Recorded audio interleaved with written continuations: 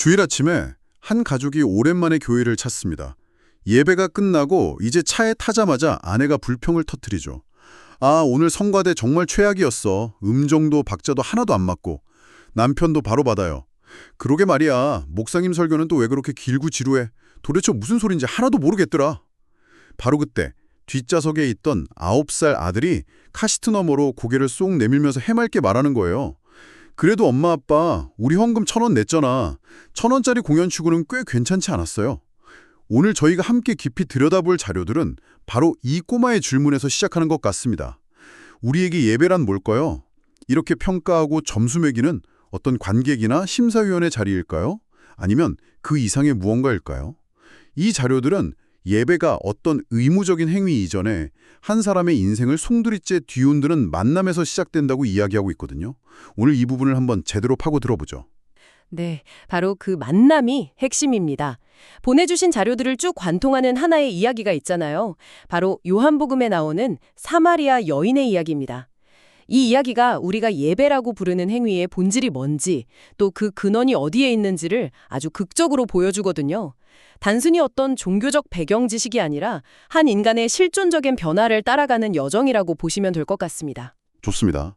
그럼 그 만남의 현장으로 한번 바로 들어가 보죠. 이야기의 시작부터가 좀 특이해요.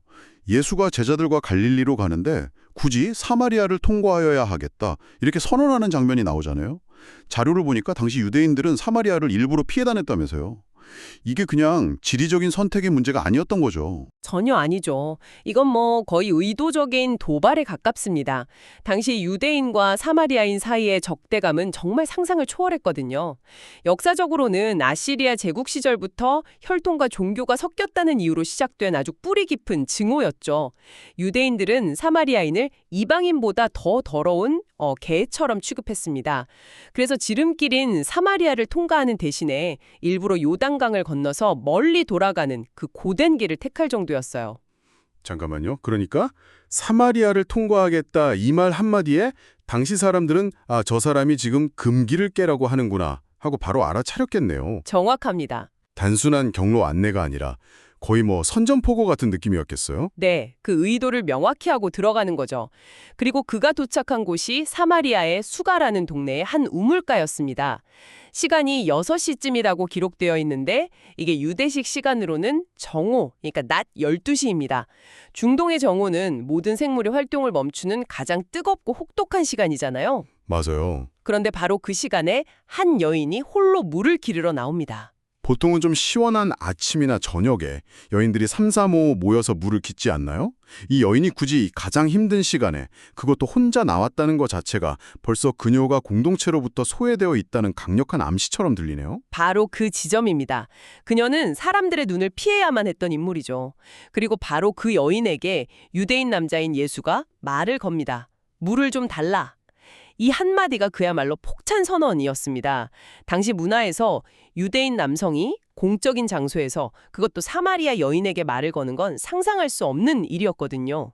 그런데 진짜 충격은 따로 있었죠. 물을 달라는 말보다 더 큰 충격이요? 네, 자료에서 아주 흥미로운 부분을 지적하는데요. 물을 달라는 말은 곧 당신이 가진 그 그릇을 나도 함께 쓰겠다는 의미라는 겁니다. 당시 유대 율법에 따르면 사마리아 여인은 부정한 존재였고 그녀가 사용한 그릇 역시 부정했습니다. 그 그릇을 함께 쓴다는 건 스스로 부정을 타겠다고 선언하는 것과 같았죠. 성경에서 유대인이 사마리아인과 상종하지 아니함이라라고 되어 있는데 여기서 상종하다의 원어적 의미가 바로 함께 사용하다입니다. 와, 이건 정말 엄청난데요? 저는 그냥 목이 말라서 물 한 잔 달라는 건 줄 알았는데 그게 아니었군요. 나는 당신을 부정하다고 생각하지 않는다. 나는 당신의 존재를 있는 그대로 받아들이겠다는 혁명적인 선언이었네요. 그 문화적 맥락을 알고 나니까 이 대화의 무게가 완전히 달라집니다. 그렇습니다. 이 만남은 우연이 아니라 가장 깊은 장벽을 허물기 위해 철저히 계획된 사건이었던 셈입니다. 바로 그 지점에서 이 여인의 마음이 조금씩 열리기 시작하는 거죠. 그럴 수밖에 없었겠네요. 평생을 손가락질 받으면서 살았을 텐데요. 그런데 왜 이 여인이 그토록 사람들을 피해야만 했는지 잔류는 그녀의 개인적인 상을 좀 더 깊이 파고들더라고요. 예수와의 대화 중에 드러나죠. 남편이 5이나 있었고 지금 함께 사는 남자는 남편도 아니라는 사실이요. 네, 이 부분을 현대적인 관점으로 오해하면 안 됩니다. 당시 사회에서 여성이 남편을 5번이나 바꾼다는 것은 설령 이혼의 책임이 전부 남자에게 있었다고 해도 정상적인 삶으로 받아들여지기 어려웠습니다. 아마 공동체 내에서 부도덕한 여자, 저주받은 여자로 낙인 찍혀서 온갖 멸시와 조롱을 받으며 살았을 겁니다. 그녀가 한낮에 땡볕을 무릅쓰고 홀로 우물가에 나온 것은 다른 여인들의 그 차가운 시선과 수근거림을 피하기 위한 처절한 몸부림이었던 거죠. 스스로를 죄인이라고 생각했을 뿐만 아니라 실제로 모든 사람에게 죄인으로 취급받았던 인물이군요. 그런데 자료는 바로 이 지점에서 은혜의 역설을 이야기합니다. 예수가 찾아간 사람이 존경받는 랍비나 의로운 바리새인이 아니라 바로 이 사회의 가장 밑바닥에 있던 스스로도 절망한 한 여인이었다는 점을요. 그것이 핵심입니다. 자료의 한 저자는 이렇게 표현합니다. 자신이 얼마나 비참하고 소망 없는 죄인인지를 깨닫지 못하는 사람은 구원의 은혜가 얼마나 놀라운 선물인지 결코 알 수 없다. 즉, 자신의 어떤 영적 파산 상태를 인정하는 것이야말로 진정한 예배의 출발점이라는 것이죠. 목마름을 느끼지 못하는 사람에게 생수는 아무런 가치가 없는 것과 같잖아요.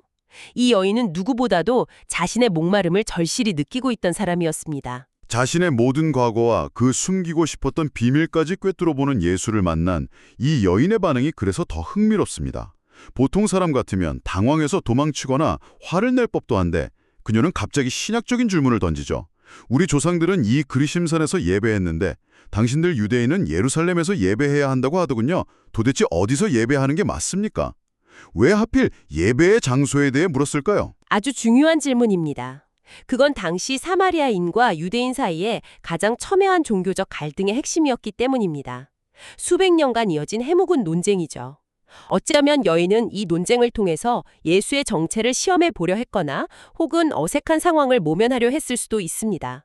하지만 더 깊이 보면 그녀 역시 마음 한구석에는 올바른 예배를 드리고 싶은 갈망이 있었음을 보여주는 거죠. 나 같은 죄인도 하나님을 제대로 만날 수 있는 길이 있는가? 하는 그런 절박한 질문이었을 수 있습니다. 그 질문에 대한 예수의 대답이 또 하나의 통념을 깨뜨립니다. 이 산에서도 말고 예루살렘에서도 말고 너희가 아버지께 예배할 때가 이르리라.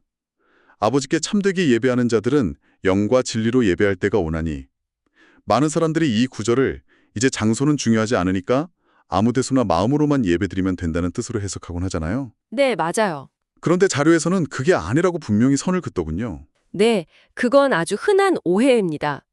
영과 진리로 드리는 예배는 장소의 무의미함을 말하는 게 아닙니다.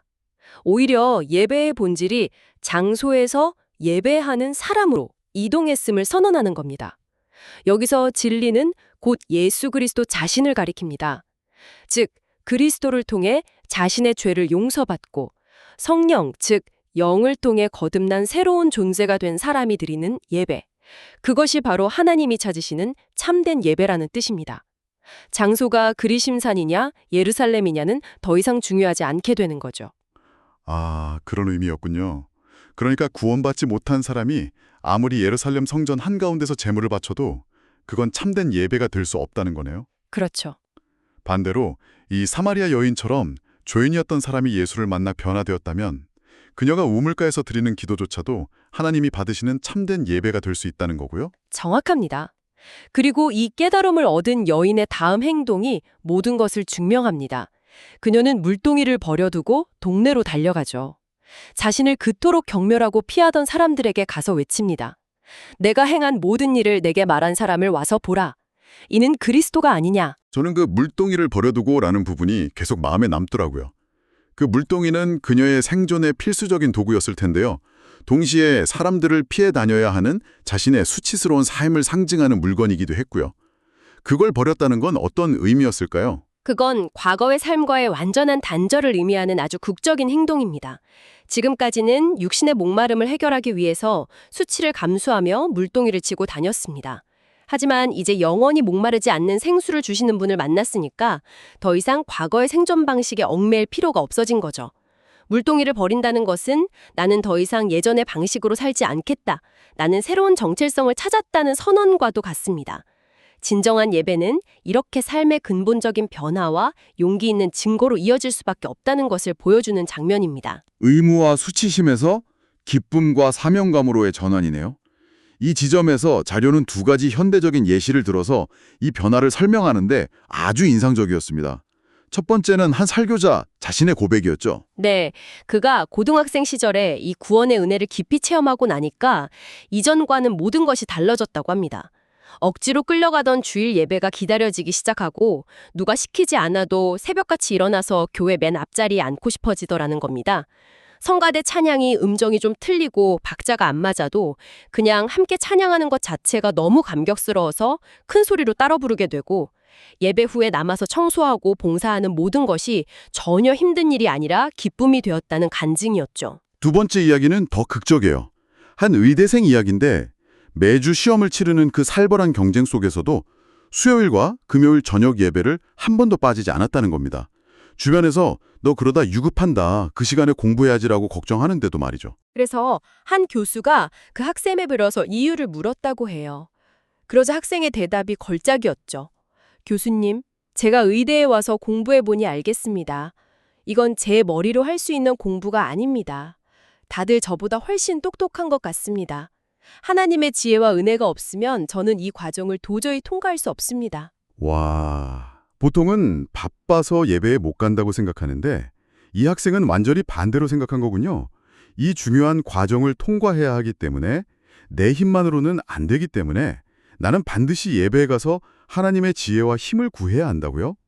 이건 정말 관점의 대전환인데요. 바로 그겁니다. 예배가 은혜에 대한 감격적인 응답이 될 때 그것은 더 이상 내 시간을 빼앗기는 의무가 아니라 오히려 내 삶의 가장 큰 능력과 지혜를 공급받는 원천이 됩니다. 자료는 사업 때문에 바빠서라는 핑계를 정면으로 반박합니다. 바쁘고 중요한 결정을 내려야 할수록 인간의 지혜에는 한계가 있기에 더더욱 절대적인 지혜의 근원 앞에 나아가야 한다는 역설적인 통찰을 제시하는 거죠.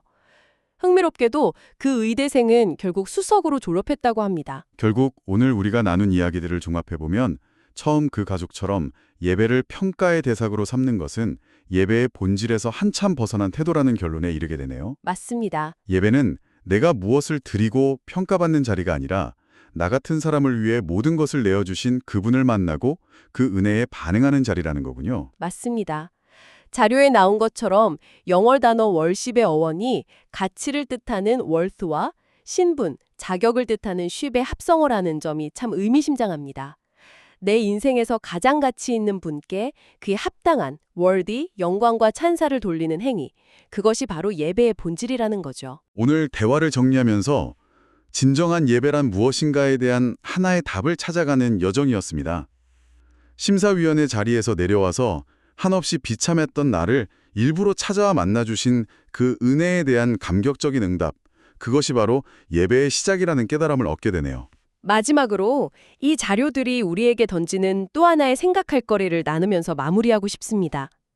성경에 보면 예수님께 고침받은 10명의 나병 환자 이야기가 나오거든요. 10명 모두 끔찍한 병에서 깨끗하게 나았죠. 그런데 그중 단 한 사람, 그것도 유대인들이 멸시하던 사마리아 사람만이 예수께 돌아와 엎드려 감사하며 경배했습니다. 그때 예수님이 이렇게 말씀하시죠. 네 믿음이 너를 구원하였다. 9명은 몸의 병만 나았지만 돌아와 예배한 한 사람은 영혼의 구원까지 얻었다. 이런 이야기군요. 그렇습니다. 어쩌면 오늘 이 이야기를 듣는 당신에게 던져지는 궁극적인 질문은 왜 예배를 드려야 하는가가 아닐지도 모릅니다. 그보다 더 근원적인 질문, 바로 이것이겠죠. 당신에게는 예배를 드릴 수밖에 없게 만드는 그 만남과 체험이 있었는가? 종교적인 습관이나 의무로 넘어서 당신의 물동이를 버려두게 만들 만큼 당신의 삶을 근본적으로 변화시킨 그 경험은 어떤 모습이었나요?